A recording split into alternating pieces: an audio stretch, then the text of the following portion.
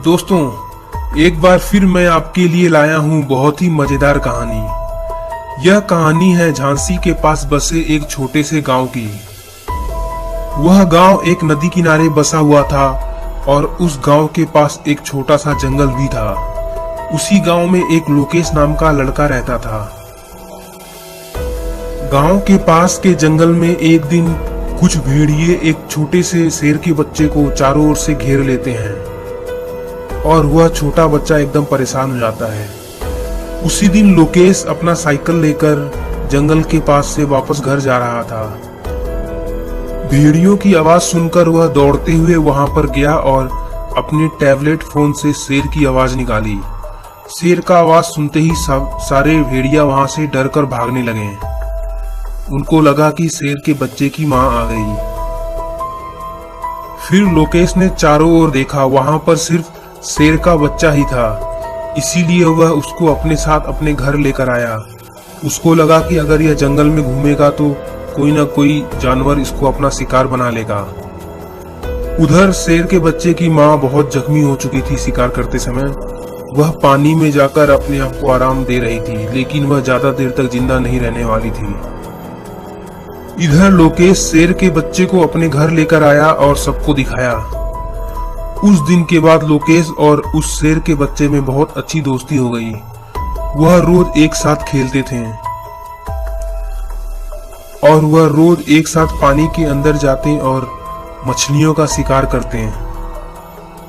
इस तरह वह बहुत खुश रहने लगे।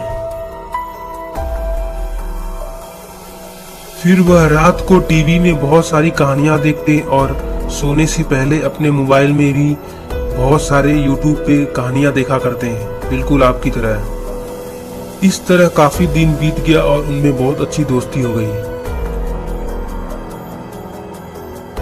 लोकेश के पिताजी एक मैकेनिक थे।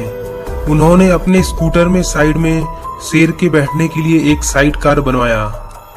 फिर उसके बाद लोकेश और वह शेर उस स्कूटर पर बैठकर बहुत देर तक बाहर घूमने निकल जाते हैं। उसमें रॉकेट बूस्टर भी लगा हुआ था। उसको ऑन करते ही कभी कभी स्कूटर एकदम तेज चलता और एकदम हवा में चलने लगता।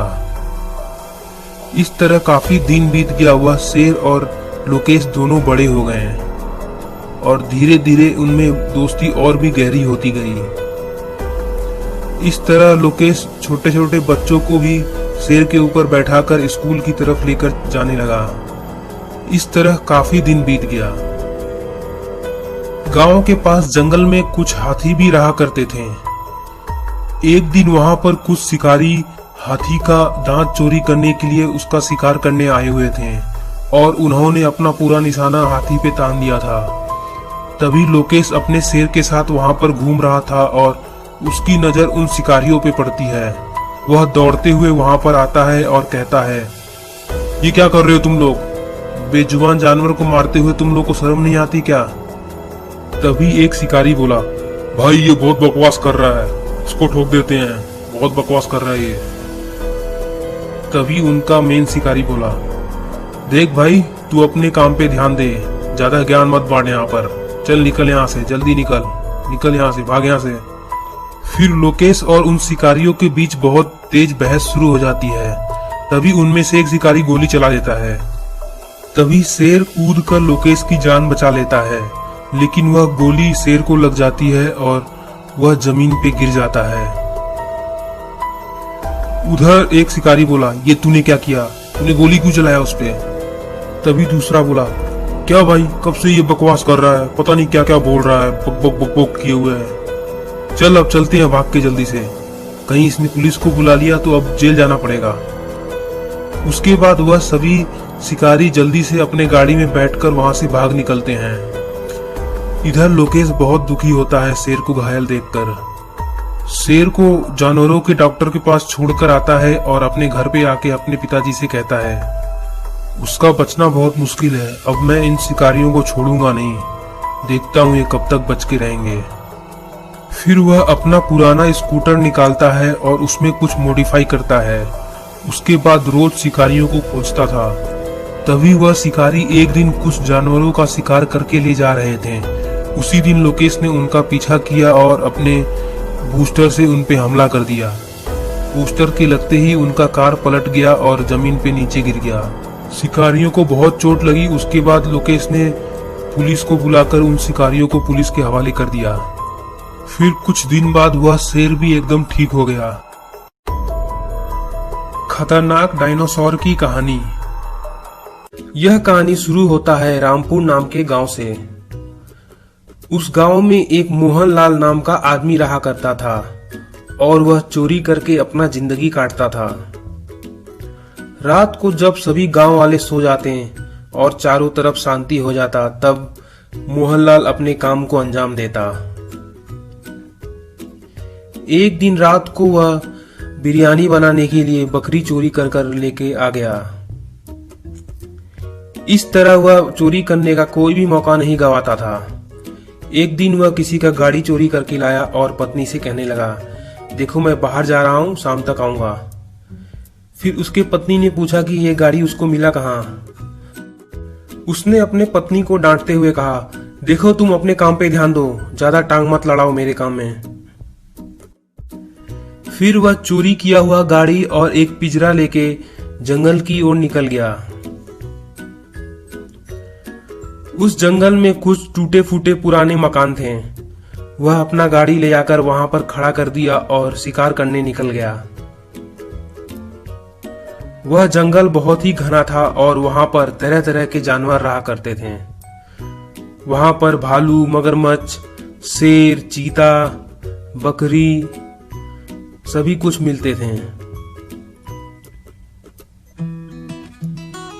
मोहन के आते ही पूरे जंगल में एकदम भगदड़ मच गया। उसको देखकर सारे जानवर भागने लगे। उसने तभी अपने बंदूक से एक चीता को निशाना बनाया।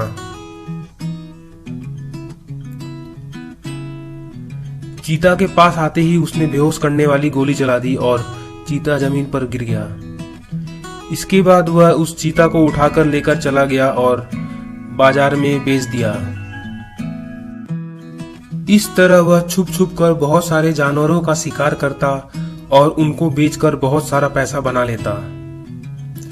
एक दिन इसी तरह वह शिकार करने के लिए जंगल की ओर निकला।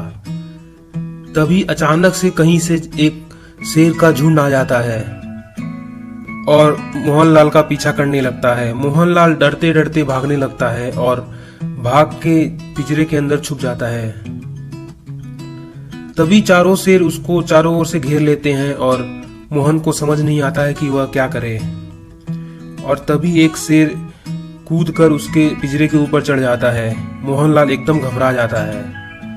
लेकिन कुछ देर बाद जब शेर थक जाते हैं और सो जाते हैं, तब मोहनलाल छुप कर निकल जाता है और अपनी जान बचा के वहां से भाग जाता है।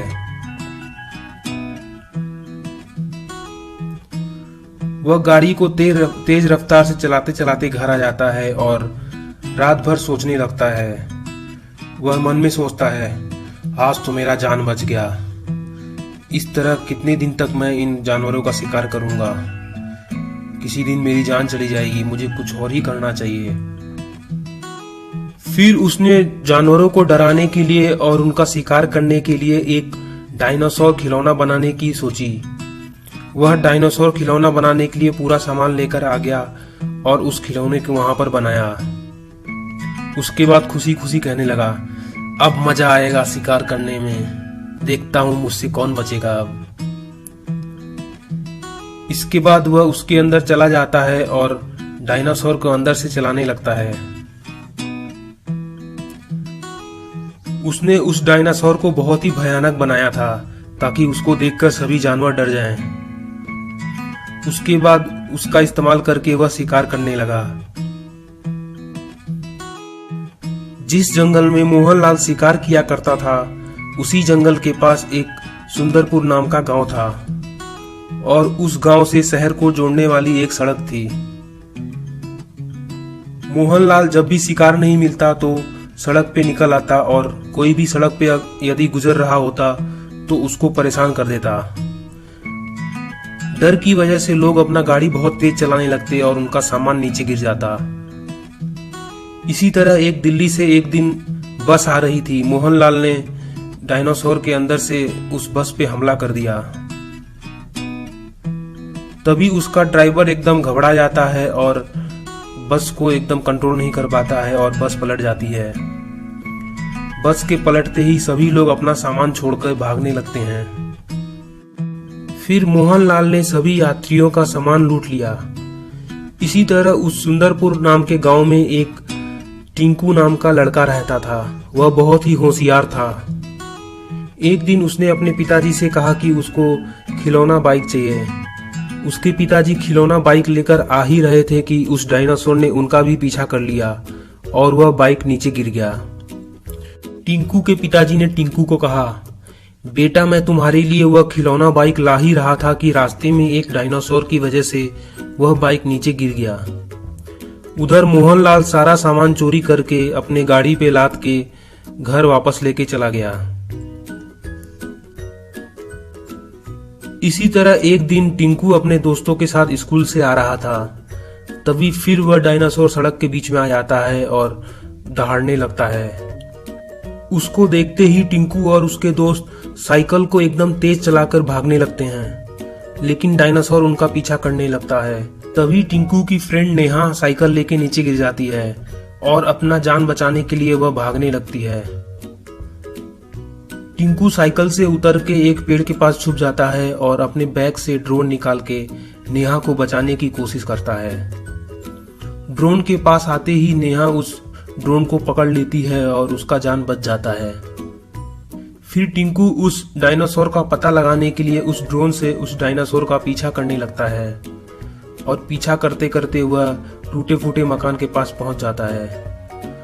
वह वीडियो कैमरा से अपने टीवी में लगा के पुलिस और अपने गांव वालों को दिखाता है। सभी गांव वाले देख के चौंक जाते हैं कि वह तो एक खिलौना डायनासोर है। फिर टिंकू अपने ड्रोन में आग छोड़ने वाला मशीन लगा देता है। जैसे ही वह डायनासोर सड़क के पास आता है, वह ड्रोन से उस पे आग लगा देता है। डायनासोर में आग लगते ही उसके अंदर से मोहनलाल बाहर निकल जाता है। फिर पुलिस वाला उसका खूब धुलाई करता है और उसके बाद उसको पकड़ के जेल में बंद कर देता है।